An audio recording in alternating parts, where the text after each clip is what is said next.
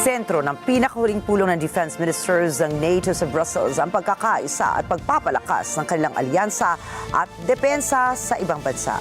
Lorel Montajes for the news.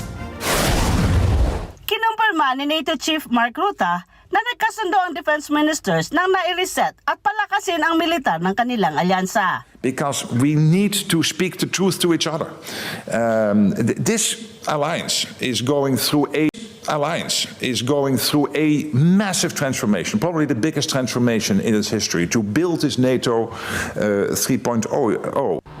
Ang hakbang ay kasunod ng anunsyo ng US na bawasan ang kanilang military asset commitment, gayon din ang panibagong review ng troop deployments nito sa Europe.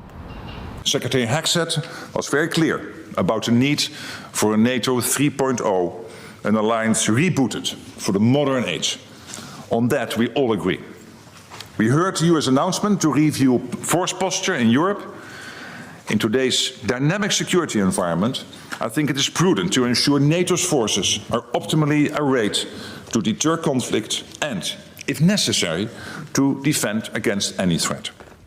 Napag-usapan din ng NATO defense ministers ang matatag na pondo para sa kanilang operasyon.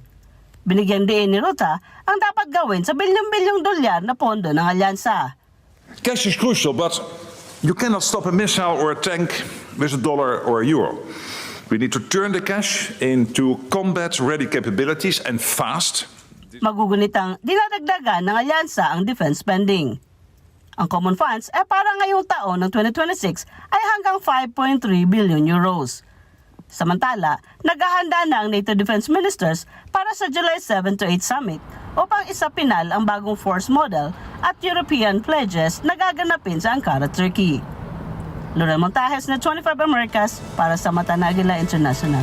Trusted, connected, on point.